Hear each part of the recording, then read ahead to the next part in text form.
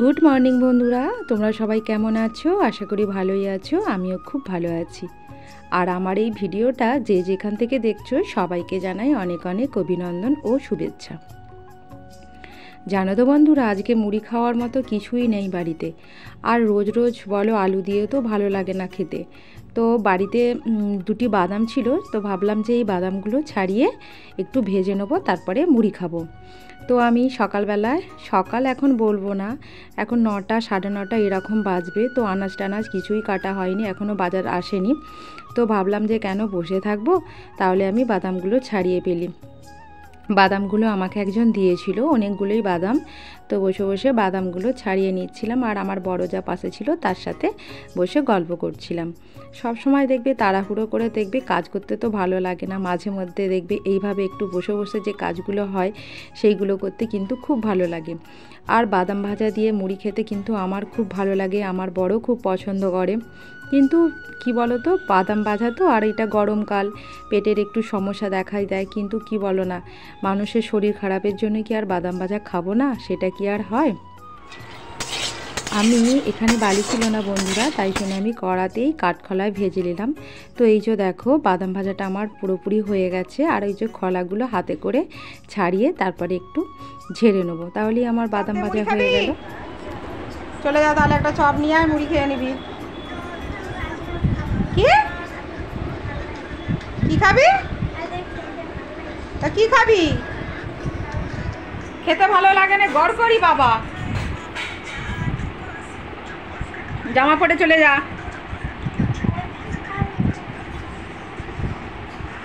কথা দেখো।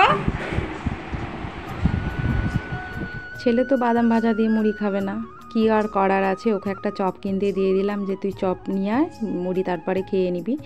তো রোজ এই পটল, চিচিঙ্গে, ঝিঙে, রোজকার এই এক সবজি খেতে খেতে মুখটা আর জিভটা যেন কেমন হয়ে গেছে বন্ধুরা। তো বরকে অনেক দিন থেকে বলছিলাম যে তেলাকুচা যে শাকগুলো হয়, ওই শাকগুলো একটু বাড়ির পেছন দিকে যেখানে অনেক গাছ টাছ আছে, তো ওখানে হয়েছে, আমি তো আর নামতে পারি না। তো বরকে বলেছিলাম যে একটু পেরে দাও না। তো আজকে বর এগুলো এনে দিয়েছে, খুব ভালো লাগে বন্ধুরা। তখন মা করতো, বিয়ের আগে মা করতো, তিল বাটা দিয়ে কি খেতে ভালো লাগতো। এই সব শাকসবজিগুলো এখন দেখো উঠেই যাচ্ছে আমাদের সমাজ থেকে। তো ভাবলাম আজকে এই শাকটার একটু চচ্চড়ি করব। প্রথমে আমার বর দেখো বন্ধুরা এনে দিয়েছিল, মানে অল্প কাটা হয়েছিল। তো বড় যা আবার কোথা থেকে এনে দিল অনেকটা, বললো যে আমাকেও একটু দিয়ে দেবে, তো বেশি করেই তুমি করো। তো কতটা এনে দিয়েছে দেখো, এতটা তো আর করতে পারবো না, এগুলো তো ভালো করে বাছতে হবে, অনেকটা টাইম লাগছিল। তো যাই হোক বন্ধুরা, তো তোমাদের সাথে আজকে আমি এই রেসিপিটা একটু শেয়ার করব, ছোট্ট করে হলেও তোমাদের সাথে শেয়ার করছি। তো এইভাবে ছোট ছোট করে আলু আমি কেটে নিয়েছি, শাকের সাথে তো আলু দিতেই হবে বলো, তবেই ভালো লাগবে খেতে। তো ওই আলুর সাথে শাকগুলো দিয়ে ভালো করে নেড়ে নেবো, নুন দিয়ে ভালো করে কিন্তু নেড়ে নিতে হবে। যেহেতু সরু সরু ডাঁটা হলেও জিরাতে শক্ত, তো তাই জন্য একটু ভালো করে ভাজা ভাজা করে নিলে খেতে ভালো লাগে। তো কে কে এই শাকটা খেতে ভালোবাসো একটু কমেন্ট করে অবশ্যই জানাবে। তো তারপরে দেখো আমি এখানে হলুদ, লঙ্কা, নুন দিয়ে ভালো করে মশলা দিয়ে কষিয়ে নেবো শাকটায়। তো এই শাকটা তো আমার তো খেতে খুব ভালো লাগে। অনেকে বলে বাবা এই শাকও খাচ্ছ, মানুষ সর্বভুক। তো মানুষ সর্বভুক, এই শাকটা কি এত খারাপ বলো? যাই হোক বন্ধুরা, আমি এখানে জলটা দিয়ে দিলাম, একটু বেশি করেই কিন্তু জলটা দিতে হবে, শাকগুলো তো ডাঁটাগুলোকে সেদ্ধ করতে হবে। তো আমি ছকে নেবো, বেশি কিছু না, ওই একটা লঙ্কা, 5 ফোড়ন, তেজপাতা দিয়ে ছকে নেবো। আর এখানে দেখো আমি সাদা তেল দিয়েছি। তো আর একটা তিল পাওয়া যায়, মা আরে সেই তিলটা দিয়ে করতো, সেই তিলটা দিলে স্বাদটা একটু বেশি হতো, কিন্তু সেই তিল তো আর নেই, সাদা তিল দিয়েই করলাম চচ্চড়িটা। তো এই যে এরকম কালারটা লাগছে, আর দেখবে শাকের তুমি যেমনভাবেই করো কেন কালার খুব একটা কিন্তু আসে না, শাক চচ্চড়ি করলেও কিন্তু আসে না সেরকম। এই যে দেখো এই কালারটা এসেছে। তো আমার হয়ে গেল চচ্চড়ি। আর নিস না, না না না না, এগুলোই খা। এই তো নিজে নিজে সব কিছু শিখতে হবে, ভালো করে আট ওটা রেখা আসবি তো, যা বাবু রেখে এসো যাও। শোনা তো, হ্যাঁ যাও। যাই হোক বন্ধুরা, আমার ভিডিওটা যদি তোমাদের ভালো লেগে থাকে লাইক শেয়ার আর সাবস্ক্রাইব অবশ্যই করবে, আর কমেন্ট করে অবশ্যই জানাবে আমার ভিডিওটা কেমন হয়েছে। তো রান্নাবান্না মোটামুটি কমপ্লিট, সমস্ত কিছু ধুয়ে চলে আসলাম এখানে জামা কাপড় তুলতে। এসে সকালের দিকে অনেক কাচাকুচি করেছিলাম, তো সেইগুলো একদম রোদে যেন পুড়েই গেল। তো দেখছিলাম যে যেগুলো শুকনো হয়েছে সেগুলো তুলে নিয়ে চলে যাব, আর কী বলে যেগুলো একটু ভিজে আছে সেগুলো উল্টে দেবো। তো কি রোদের অবস্থা বন্ধুরা, একদম সহ্য করতে পারছি না, কি বলবো। তো আমার এখনও স্নান করা কিছুই হয়নি, এরপরে এইগুলো তুলে নিয়ে গিয়ে তারপরে স্নান করব। তো তাই জন্যই আগে এসেছিলাম, কারণ স্নান করার পর এগুলো উল্টাতে পারবো না, আবার সেই যেইকে সেই হয়ে যাব, ঘাম দিয়ে একদম গোটা শরীর ভিজে যাবে। তো অনেকক্ষণ পর আবার তোমাদের কাছে আসলাম, খাওয়া দাওয়া সব কমপ্লিট, দেখতেই পাচ্ছ গ্যাস ট্যাস আমার সব পরিষ্কার। তো ছেলে দুধটা এখানে গরম করে নিচ্ছিলাম বন্ধুরা। আর এইটা হচ্ছে তার পরের দিনকার ভিডিও বন্ধুরা। তো আর ভিডিও করিনি, কারণ মনটা খুব খারাপ হয়ে গিয়েছিলো। তো একটা ভিডিও করার পর যখন দেখি যে একদম ভিউজ হচ্ছে না, তখন খুবই মনটা খারাপ হয়, আর বড় চেঁচায় যে তোমাকে আর ভিডিও করতে হবে না, এইসব এত খাটছো যখন ভিউজ টিউজ কিছুই হচ্ছে না, ছেড়ে দাও। কিন্তু আমি বলি যে না, আমি যেটা একবার হাত দিয়েছি সেটা করেই ছাড়বো, দেখি না কি হয়, কতদিন ভিউজ না হয়ে থাকবে। আমি পরিশ্রম করলে তার পরিশ্রমের ফল একদিন পাবোই বন্ধুরা। তো খুব মনটা খারাপ হয়ে গিয়েছিলো, ছেলেকে ভালোভাবে পড়াতে পারছিলাম না। আমারও মনে হচ্ছিলো বন্ধুরা যে আমিও ভিডিও ছেড়ে দেবো।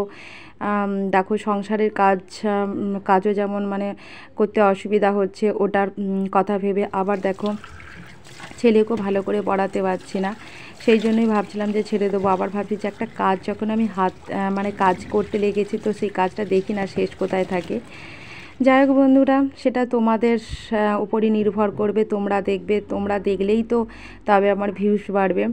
তো যাই হোক বন্ধুরা, সকালের দিকে টুকটাক যে কাজ ছিল সেইগুলোই করে নিচ্ছিলাম, জামা কাপড় গোছাচ্ছিলাম। এইগুলো কালকে যে কাচাকুচি করেছিলাম সেগুলো সব বিছানায় পড়েছিল, তো সেইগুলোই এক এক করে গুছিয়ে নিয়েছি। ছেলে টিউশন মাস্টার এসেছে, তো ছেলে পড়ছে, সেই জন্য একটু মানে ফ্রি ছিলাম, তো তাই জন্য ভাবলাম যে সমস্ত কিছু একটু গুছিয়ে নিই। তো আমার মুখটা দেখেই বুঝতে পারছো যে মনটা কতটা খারাপ। দেখবে একটা ভিডিও যদি তোমাদেরকে দিই মানে ছাড়ি, তারপরে দেখবি যদি একটু ভিউস আসে, মনে হয় যে আমি আরও ভালো ভালো করে ভিডিও করব। তখন মাথায় একটা চিন্তা থাকে যে এরপর আমি কোন ভিডিওটা দেবো। কিন্তু যখন দেখি যে একদম ভিউস হচ্ছে না, তখন মনে হয় দূর, ছেড়েই দেবো, দরকার নেই, যা আছি তাই থাক। মাঝে মধ্যে আবার কপালের ওপরেও দোষ দিই যে আমার কি কোনো কাজ আমি সফলতা পাবো না, এইভাবেই কি জীবনটাকে চালাতে হবে। মানে মাঝে মধ্যে সত্যিই বন্ধুরা খুবই কষ্ট হয় যে যেটাই হাত দিই সেটাই কেন মানে মাঝখানে গিয়ে থেমে যায়। তো কি আর করব বলো, চলো, আমার অনেক কাজ হয়ে গেল তোমাদের সাথে বকতে বকতে। তো ছেলে জামা কাপড়গুলো একটা বালতি যে ব্যাগগুলো পাওয়া যায় ব্যাগের মধ্যেই রেখে দিই। তো একসাথে রাখলে কি বলো তো, ছেলে মানে সহজে জামা কাপড় ওখান থেকে নিয়ে পরতে পারে।